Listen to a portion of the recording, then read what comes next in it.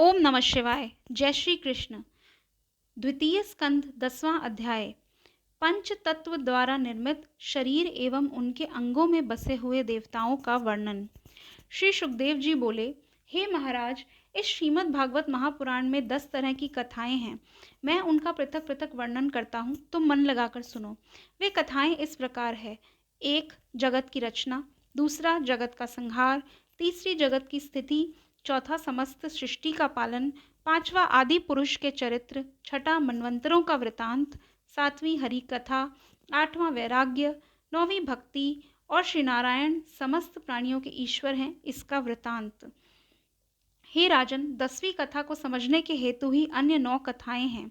शेषनाग की शैया पर शयन करने वाले ज्योति स्वरूप श्री नारायण जी ने जब यह विचार किया कि हम अपने अनेक स्वरूप धारण करें, तब उन्होंने अपनी माया को यह आदेश दिया कि तू संसार के विस्तार का कोई उपाय कर।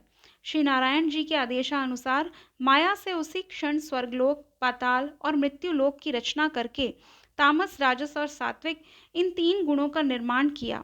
तामस से अभिमान, राजस से हाथ पैर, वाणी, लिंग, गुदा और 5 कर्मेंद्रिय एवं सात्विक से नेत्र, कान, जिह्वा, नासिका, त्वचा तथा 5 ज्ञानेंद्रियां उत्पन्न हुई।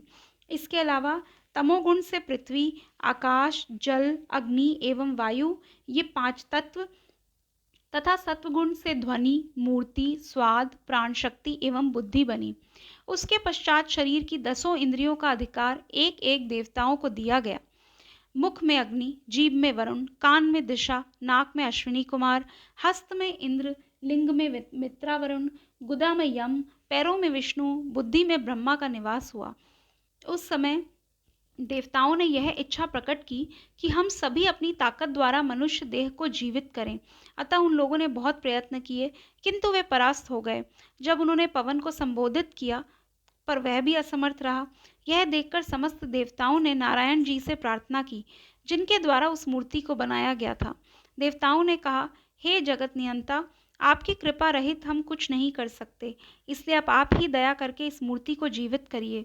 देवताओं की यह विनती सुनकर ज्योति स्वरूप श्री नारायण जी ने उस मूर्ति के अंदर अपना थोड़ा सा प्रकाश प्रविष्ट करते हुए उसे उठाने का आदेश दिया।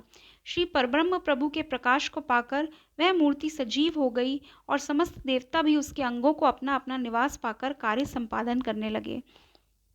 हे राजन, मनुष्य के प्रत्येक अंग पर देवता का निवास रहता है।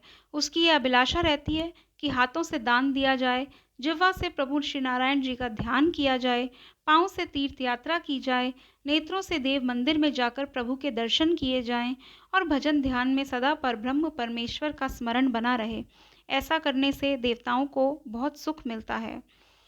अब द्वितीय स्कंद श्रीमद् भागवत का समाप्त होता है। धन्यवाद।